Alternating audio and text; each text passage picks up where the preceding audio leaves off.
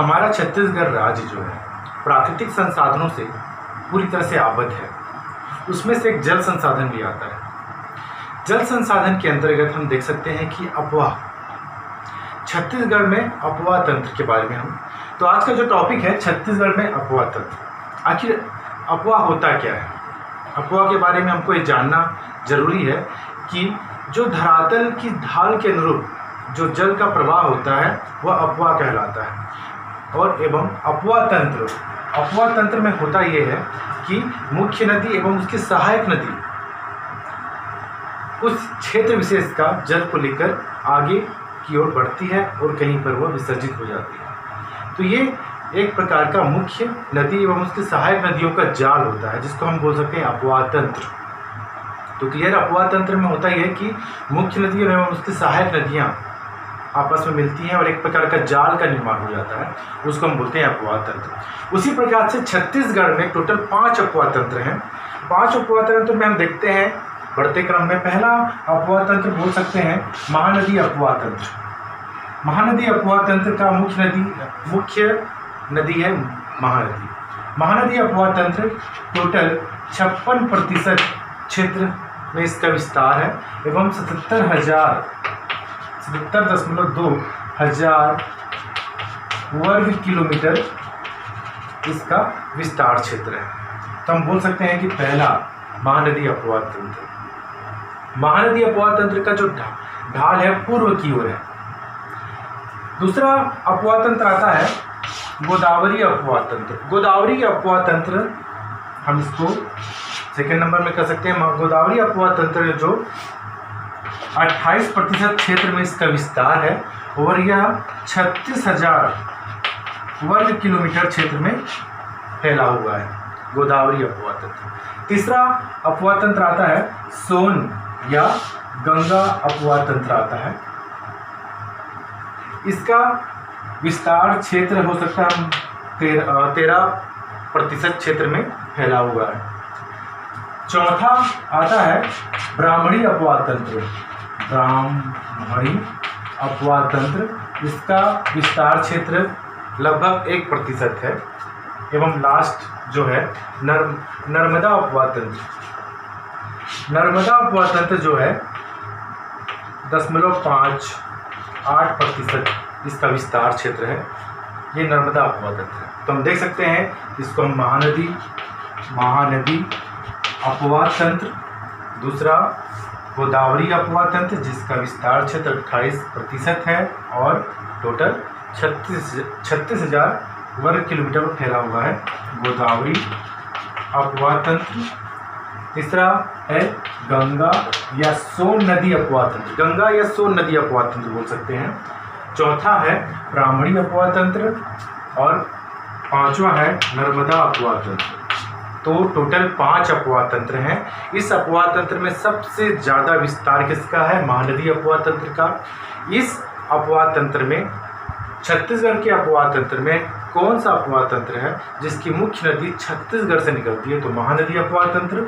हम देख सकते हैं क्षेत्रफल के हिसाब से पहला क्रम आएगा महानदी अपवाह तंत्र, दूसरा गोदावरी अपवाह तंत्र, गंगा अपवाह तंत्र, ब्राह्मणी अपवाह तंत्र और आएगा पांचवा एवं लास्ट और सबसे छोटा नर्मदा अपवाह तंत्र। महानदी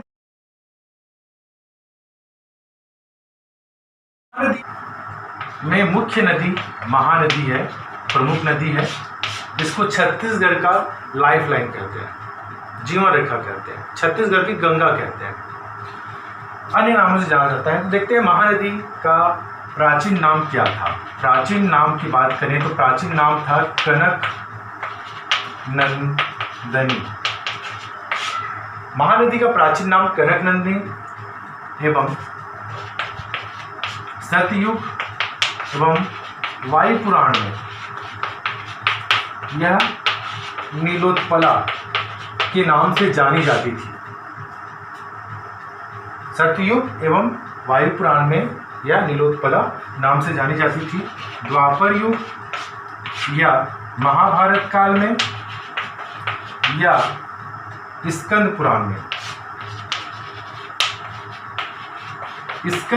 में, इसे चित्रोत्पला कहते हैं।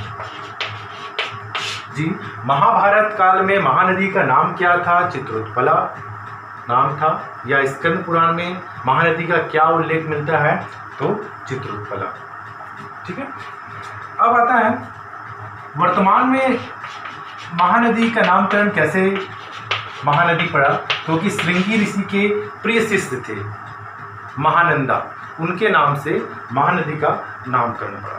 तो देख सकते हैं हम महानदी का नामकरण के कहते हैं प्राचीन नाम कनक नंदिनी, और सतयुग वायुपुराण में नीलोत्पला, और महाभारत काल में चित्रोत्पला। और क्षेत्र के बारे में देख लेते हैं। महानदी उद्गम क्षेत्र। महानदी उद्गम क्षेत्र धमतरी के सिहावा पर्वत, धमतरी जिले के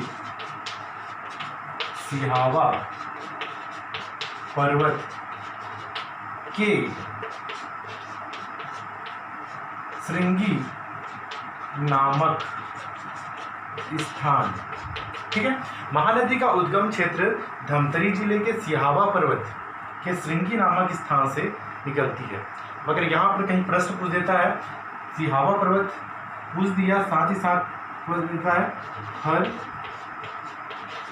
फरसिया की पहाड़ी। जी, ये भी सही आंसर होगा कि महानदी धमतरी के फरसिया की पहाड़ी से निकलती है, सिहावा पर्वत से निकलती है, श्रृंगी नामक स्थान से निकलती है। सभी का आंसर सही होगा। देख सकते हैं महानदी का जो लंबाई है टोटल 858 किलोमीटर है। मतलब छत्तीसगढ़ की सबसे लंबी नदी बोला जाए तो महानदी आएगा।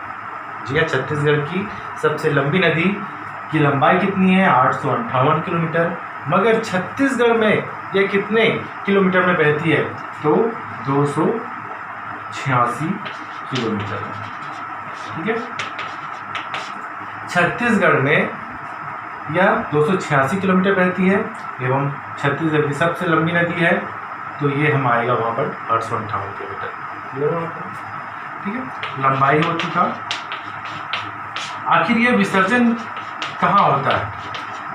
आखिर ये कहाँ मिलती है? तो बंगाल की खाड़ी। कहाँ पर? कटक के पास। जो कटक शहर है महानदी के किनारे बसा हुआ है, और यहाँ पर भारत का सबसे चौड़ा बांध हीराकुंड बांध भी महानदी पर स्थित है, उड़ीसा में है। ठीक है। तो विसर्जन बंगाल की खाड़ी में, बंगाल की खाड़ी में इसका विसर्जन होता है। अब देख लेते हैं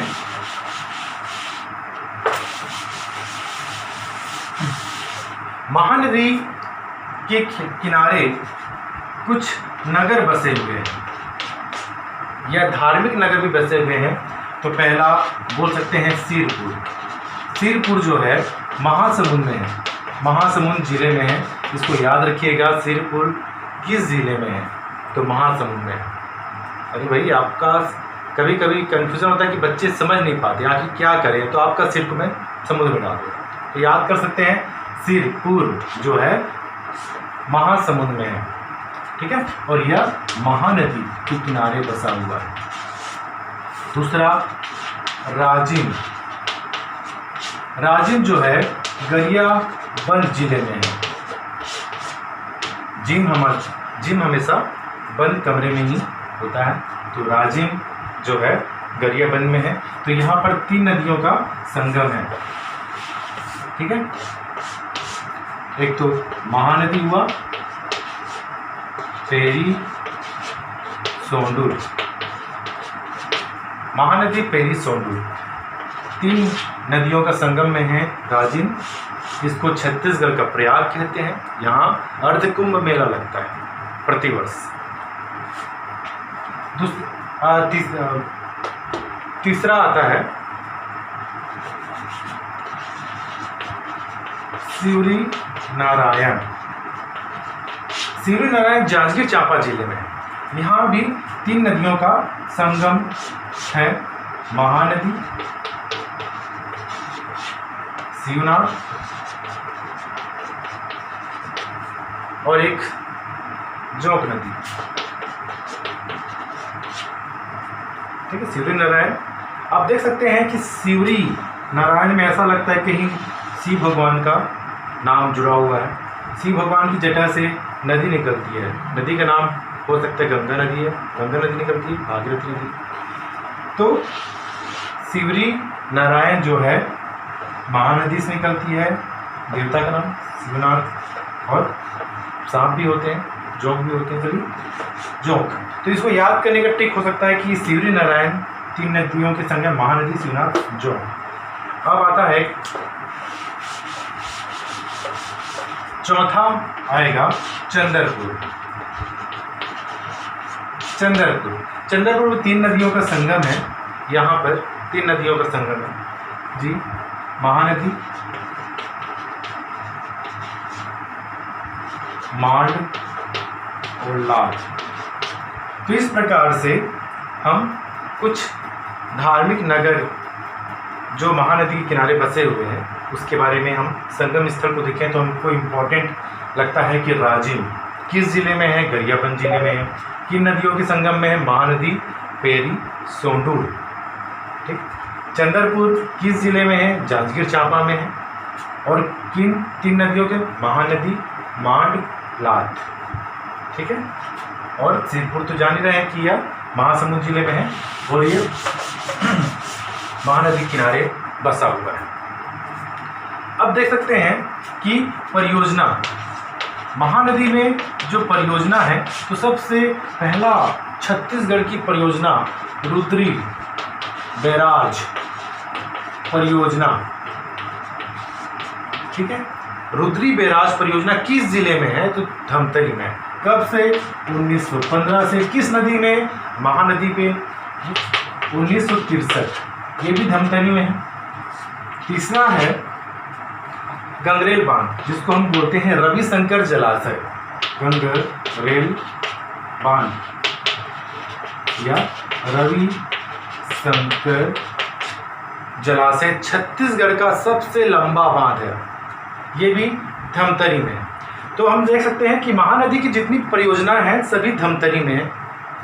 महानदी की जो सबसे लंबी बांध है वह गंगरेल बांध या रविशंकर जलाशय के नाम जाना जाता है। इसकी स्थापना 1978 में हुई थी। ठीक है। तो हम लोग देख सकते हैं परियोजना, 3 परियोजना मुख्य रूप से, रुद्री बैराज 1915 धमतरी जिले में, दुधवा जलाशय 1965 धमतरी जिले में, गंगरेल बांध रविशंकर जलाशय इसका उपनाम भी है, और 1978 में। और उड़ीसा पर बना महानदी पर भारत का सबसे लंबा बांध हीराकुंड बांध उड़ीसा राज्य में है। छत्तीसगढ़ का, भारत का सबसे लंबा बांध कौन सा है पूछा जाता है तो महानदी पर स्थापित है। कहाँ, उड़ीसा के संबलपुर जिले में। ठीक है। हम देख सकते हैं कि महानदी का जो प्रवाह है छत्तीसगढ़ के टोटल 9 जिले में प्रवाहित होता है। तो ये बहुत इंपॉर्टेंट है कि छत्तीसगढ़ में महानदी का प्रवाह कितने जिलों में होता है, तो 9 जिले में होता है। ठीक है। 9 जिलों में होता है प्रवाह क्षेत्र। हम देख सकते हैं कि छत्तीसगढ़ का सबसे लंबा सड़क सेतु 1830 मीटर लंबा, 1830 मीटर लंबा सड़क सेतु जो है छत्तीसगढ़ का सबसे लंबा पुल या सड़क सेतु जो है वह रायगढ़ जिले में, जिसका नाम है दिलीप सिंह जुदेव सेतु जी। इनका स्वर्गीय लगाना भूल गया था, स्वर्गीय दिलीप सिंह जुदेव सेतु किस नदी पर है, तो महानदी पर। कितनी लंबाई है, 1830 मीटर। किस जिले में है, रायगढ़ जिले में। वह कौन से गांव में है, तो उसको बोल सकते हैं नदी गांव। ठीक है, नदी गांव है वहाँ पर। हाँ, यहाँ पर कंफ्यूजन ना हो क्योंकि यहाँ पर स्वर्गीय दिलीप सिंह जुदेव सेतु है। अगर कहीं प्रश्न पूछ देता है स्वर्गीय दिलीप सिंह जुदेव बांध कहाँ पर है, तो सोचिए कहाँ हो सकता है, रायगढ़ जिले में ही केलो नदी पर।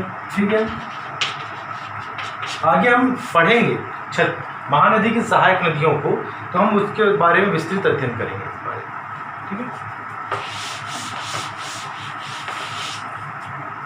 छत्तीसगढ़ का मैदान है महानदी के द्वारा निर्मित है।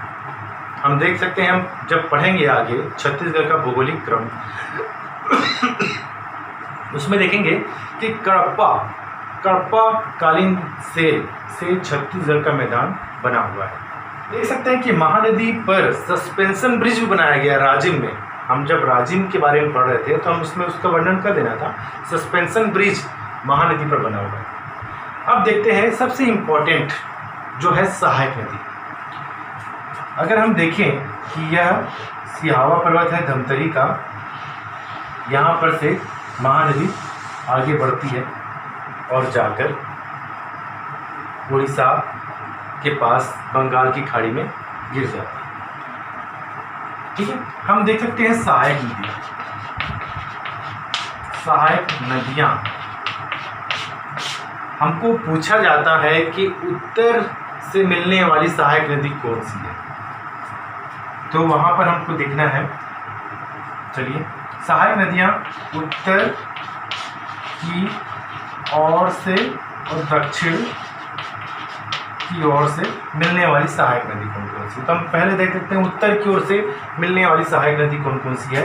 यहाँ पर पानाबरस पहाड़ी राजनांदगांव से शिवनाथ निकलती है। हालांकि इसको हम अच्छे से पढ़ेंगे, शिवनाथ नदी को और अच्छे से क्लियर करेंगे हम। ठीक है, हम यहाँ पर देख लेते हैं कि वह पानाबरस की पहाड़ी से निकलती है और शिवनाथ होती है। तो ये पहला शिवनाथ नदी। दूसरा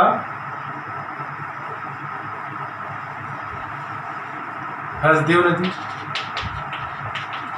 तीसरा बोराई नदी। मांड नदी।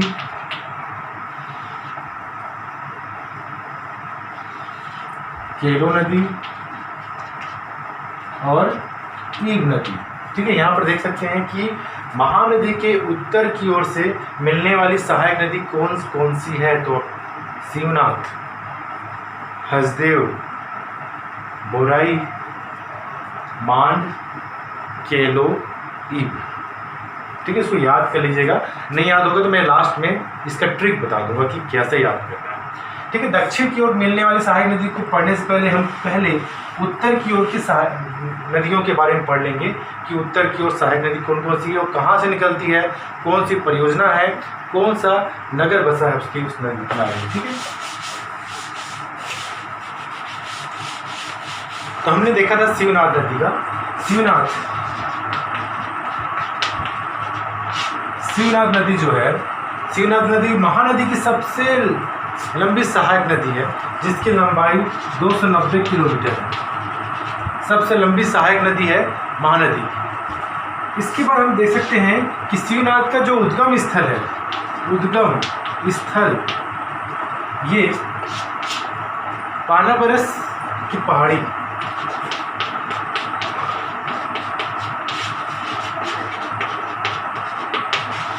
पानाबरस की पहाड़ी जिला राजनांदगांव में है।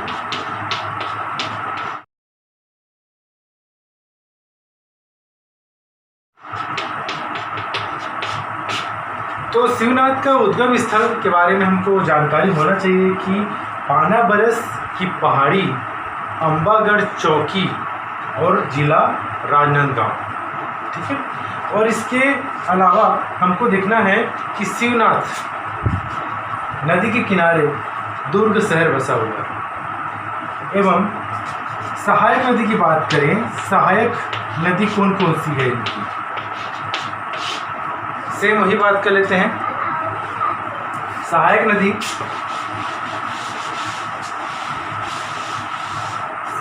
में देखेंगे उत्तर की ओर से मिलने वाले सहायक नदी, उत्तर दिशा की ओर से मिलने वाली सहायक नदी कौन कौन सी है।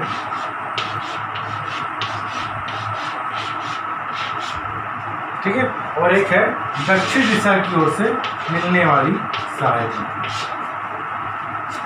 उत्तर की ओर से मिलने वाली सहायक नदी है आमनेर, हाप, अरपा, सकरी, लीलागर, मनियारी। ये जो नदियां हैं उत्तर की ओर से आके मिलती है शिवनाथ में, और दक्षिण से आकर मिलने वाली सहायक नदी है शिवनाथ की। दक्षिण से ओर के मिलने वाली सहायक नदी हैं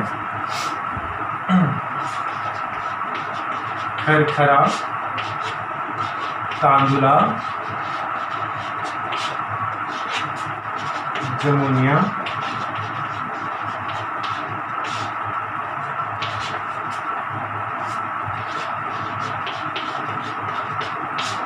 ये दक्षिण से होकर आगे मिलती हैं, इनकी सहायक नदी है। देख लीजिएगा, उत्तर की ओर से शिवनाथ में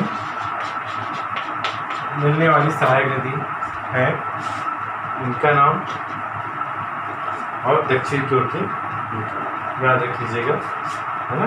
याद करने के लिए देख सकते हैं आम, नेर, हाप, अरपा, सकरी, लीलागर, मनियारी नदी।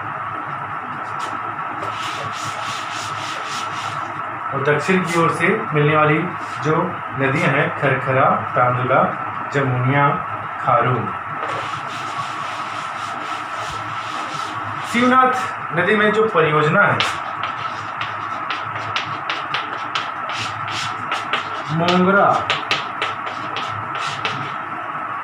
मोंगरा परियोजना या मोंगरा बैराज राजनांदगांव जिले में है यह योजना।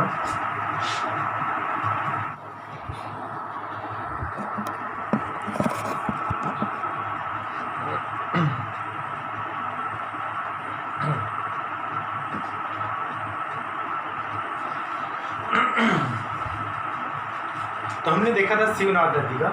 शिवनाथ नदी जो है, शिवनाथ नदी महानदी की सबसे लंबी सहायक नदी है, जिसकी लंबाई 290 किलोमीटर है। सबसे लंबी सहायक नदी है महानदी। इसके बाद हम देख सकते हैं कि शिवनाथ का जो उद्गम स्थल ये पानाबरस की पहाड़ी,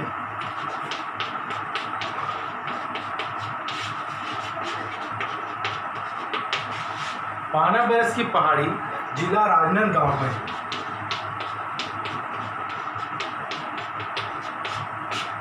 तो शिवनाथ का उद्गम स्थल के बारे में हमको जानकारी होना चाहिए कि पानाबरस की पहाड़ी, अंबागढ़ चौकी और जिला राजनांदगांव, ठीक है।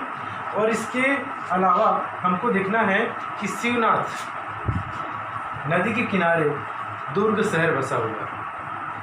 एवं सहायक नदी की बात करें, सहायक नदी कौन कौन सी है इनकी,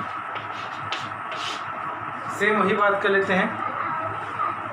सहायक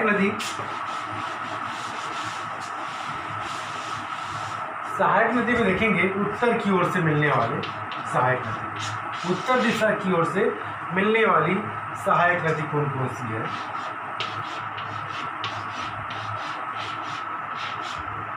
ठीक है, और एक है दक्षिण दिशा की ओर से मिलने वाली सहायक नदी। उत्तर की ओर से मिलने वाली सहायक नदी है आमनेर, हाप, अरपा, सकरी, लीलागर, मनियारी। ये जो नदियां हैं उत्तर की ओर से आके मिलती है शिवनाथ में, और दक्षिण से आकर मिलने वाली सहायक नदी है शिवनाथ की। दक्षिण से ओर के मिलने वाली सहायक नदी हैं खरखरा, तांदुला,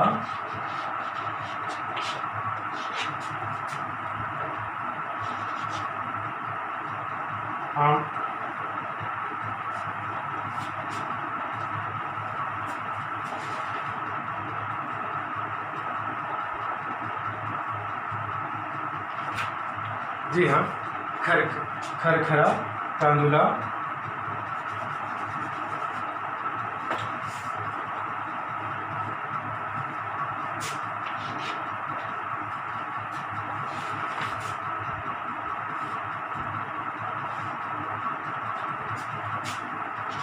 जमुनिया,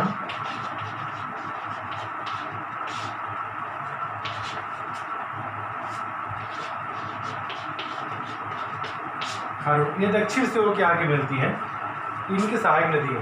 देख लीजिएगा, उत्तर की ओर से शिवनाथ में मिलने वाली सहायक नदी है, इनका नाम, और दक्षिण की ओर की याद रख लीजिएगा, है ना।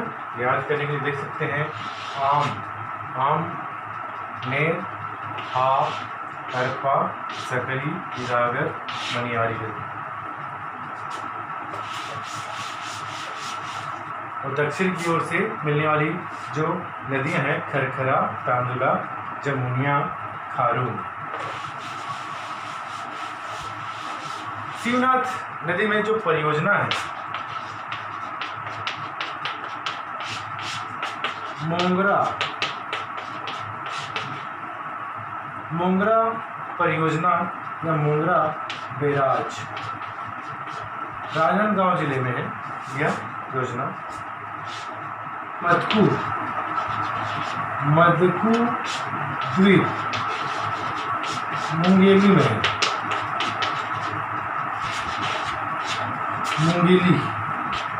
मदकू द्वीप जो मुंगेली में स्थित है, शिवनाथ नदी के किनारे स्थित है, शिवनाथ नदी के किनारे स्थित है। ठीक है। इसके अलावा हम देखते हैं कि जो छत्तीसगढ़ जो है, छत्तीसगढ़ मतलब 18 गढ़ उत्तर की ओर, 18 गढ़ दक्षिण की ओर, शिवनाथ ही डिवाइड करता है उसको। शिवनाथ नदी 18 गढ़ उत्तर, 18 गढ़ दक्षिण की डिवाइड करता है, अलग करता है। ठीक है। इसके अलावा देखना है, ठीक है। उसके बाद देखते हैं कि हसदेव नदी का उद्गम स्थल है कोरिया जिला के कैमूर की पहाड़ी।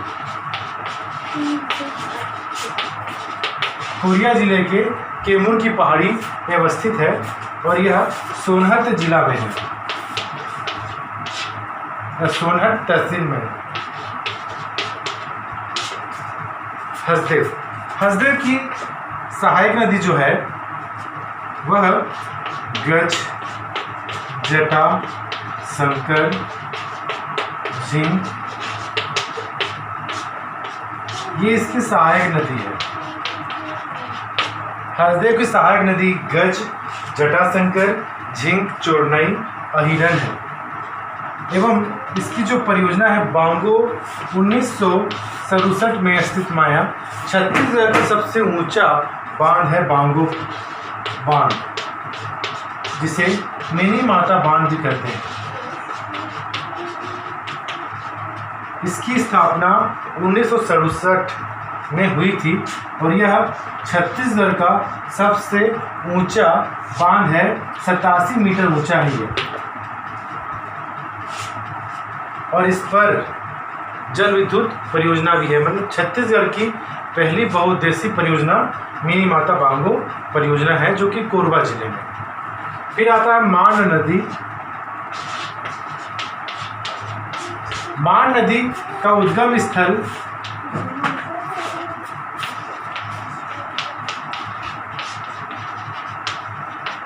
मेनपाट, सरगुजा। मान नदी मेनपाट से निकलती है और इसकी सहायक नदियां कोयराज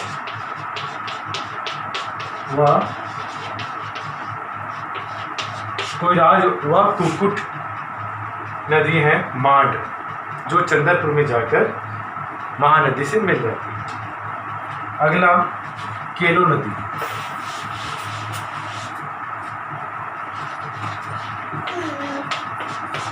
केलो नदी का उद्गम स्थल है लुड़ेन की पहाड़ी।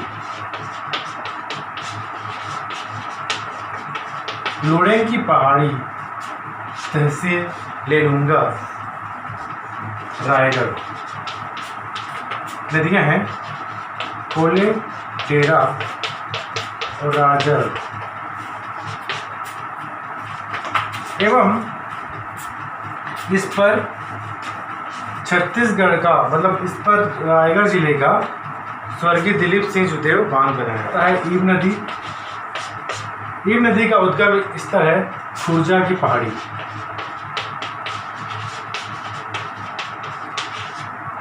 इसको हम बोल सकते हैं पंडरा पाठ। पंडरा पाठ से निकलती है जसपुर से। ईब नदी में सोने के कण मिलते हैं। छत्तीसगढ़ का ऐसा नदी है जहाँ बालू में सोना मिलता है।